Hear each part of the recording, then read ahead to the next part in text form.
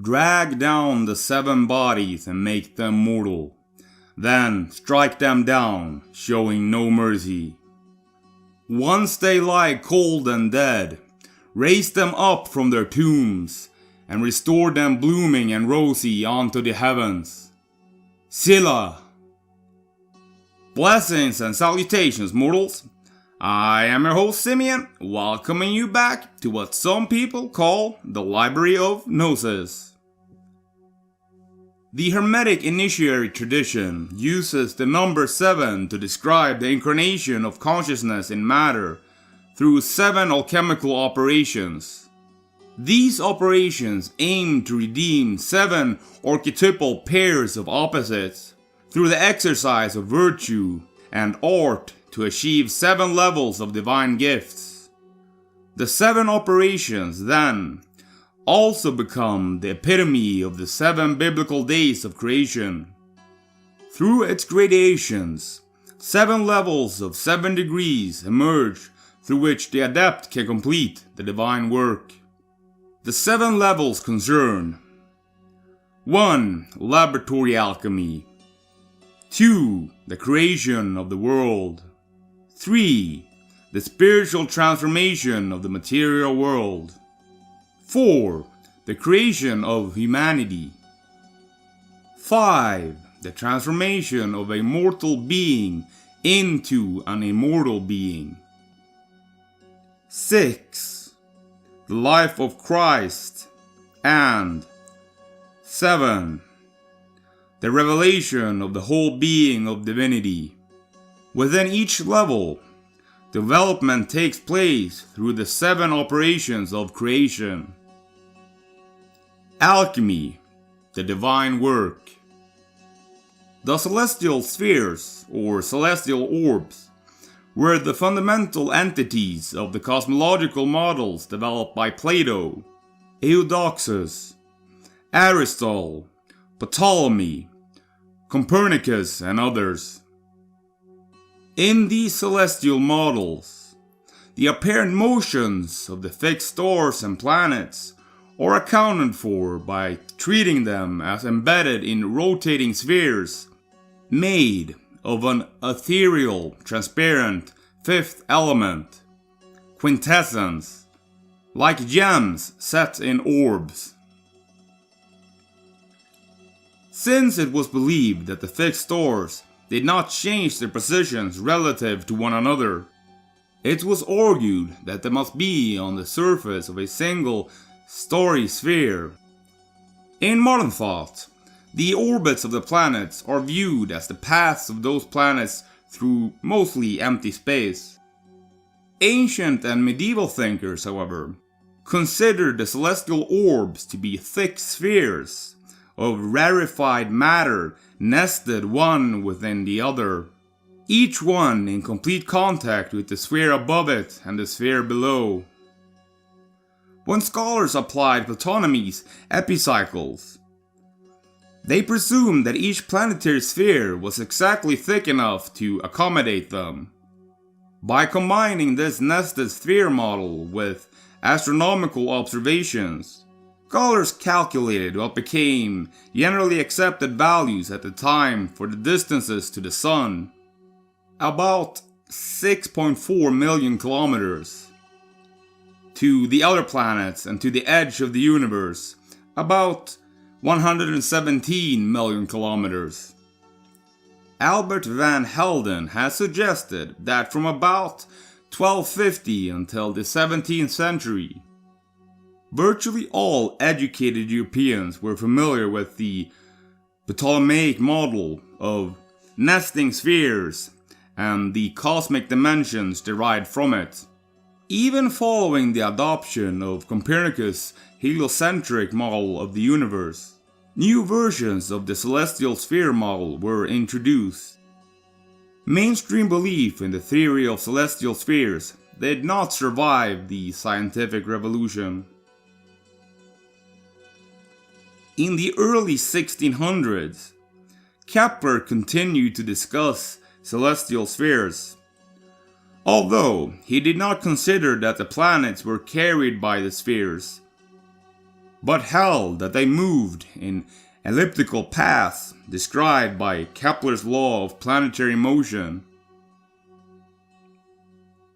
In the late 1600s, Greek and medieval theories concerning the motion of terrestrial and celestial objects were replaced by Newton's law of universal gravitation and Newtonian mechanics, which explains how Kepler's laws arise from the gravitational attraction between bodies. In Snow White and the Seven Dwarfs, each dwarf represents a planetary force that has been dragged down into the earthly realm, made to labor in the mines of the material world, the unconscious, the body, or the physical realm. Their work, mining precious metals, mirrors the alchemical process of refining base matter into spiritual gold. This plate from the alchemical treatise Splendor Solis, titled Mining the Ore, perfectly depicts this process. Here is one suggestion of how you might connect each dwarf with its corresponding planetary archetype. Although, feel free to let me know how to improve it. The dwarf dog represents the sun, the virtue of humility and the sin of pride. He is the leader, authoritative and wise. The dwarf happy represents the moon, the virtue of temperance and the sin of gluttony. He enjoys life pleasures and is indulgent. The dwarf Sneezy represents the planet Mercury, the virtue of kindness and the sin of envy. He is sensitive and reactive, which fits envy's irrational nature. The dwarf Bashful represents the planet Venus, the virtue of chastity and the sin of lust. He is shy but connected to love and attraction. The dwarf Grumpy represents the planet Mars, the virtue of patience and the sin of wrath. He is short-tempered, obviously. The dwarf Dopey represents the planet Jupiter, the virtue of charity and the sin of greed. He is a bit clueless, yet tied to Jupiter's expansiveness. The dwarf Sleepy represents the planet Saturn, the virtue of diligence and the sin of sloth. He lacks commitment, is slow-moving and sleepy. The dwarves live in the wilderness, estranged from a royal court or celestial order. This represents the planets fallen from their divine stations. Much like the ancient idea of divine beings choosing to experience the human condition. They toil in the mines, mirroring the planet's struggle as they manifest through the limitations of the material world, the natal chart's houses. Snow White herself represents the prima materia, the alchemical substance that undergoes transformation.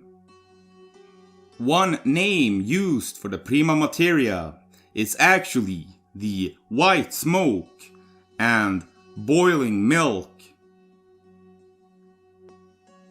She is the soul or divine spark, initially pure but entrapped in a state of unconsciousness.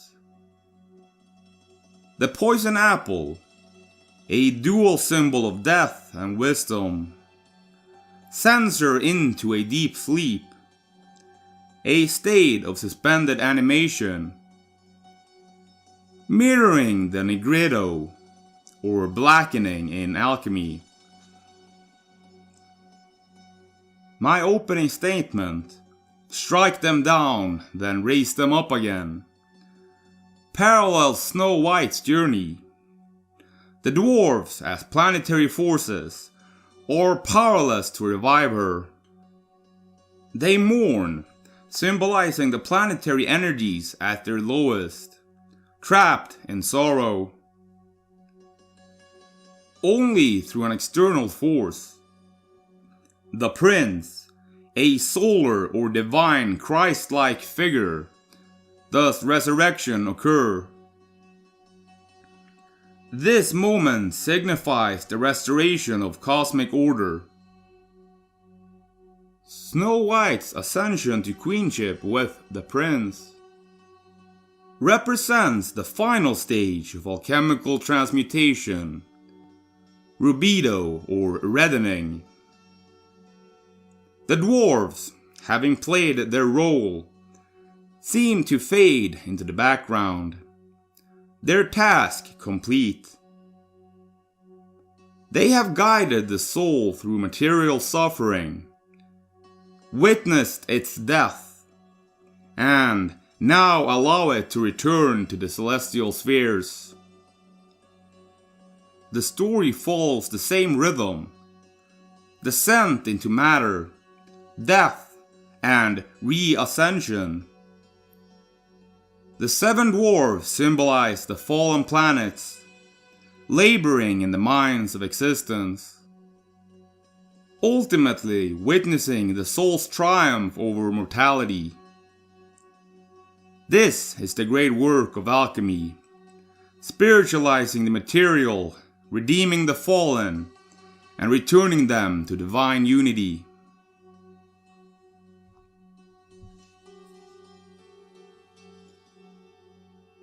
In the Hermetic tradition, the initially dark planets must be transformed with the alchemical fire to light up like the 7 seals in the Book of Revelation. Otherwise, the 7 planetary forces control the darkened and not yet enlightened human, making her destitute. The planetary spheres are purified and lit up by alchemical practices such as active imagination, magical invocation, alchemical elixirs and oils. Then, when the unenlightened consciousness of the dark planets lights up, we can orbit them towards the sun at the center of our being, lighting up the seal of the heart.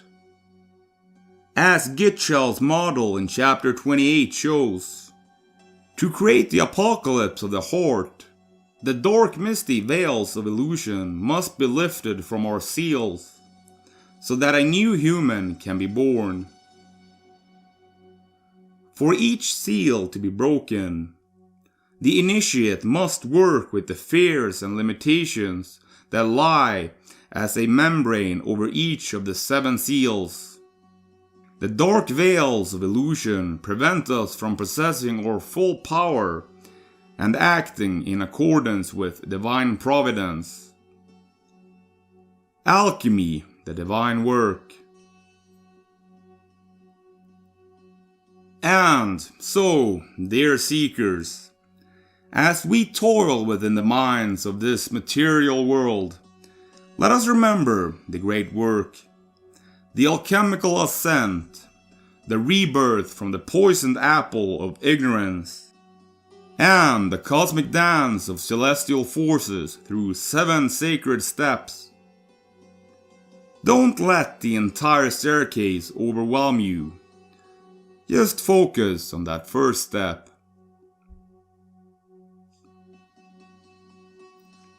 If you made it this far in the broadcast, then write. If the dwarves can mine the depths, we can surely reach the heights. So I know you did. If you enjoyed this broadcast and want to get access to early releases of my videos, and the scripts, which include my sources, then feel free to check out my Patreon or become a member on YouTube. I would like to thank you all for watching. Until we meet again, may your planetary forces align, your seals break, and your heart be the sun. And I will see you, yes, specifically you listening, in the next broadcast. Godspeed, mortals!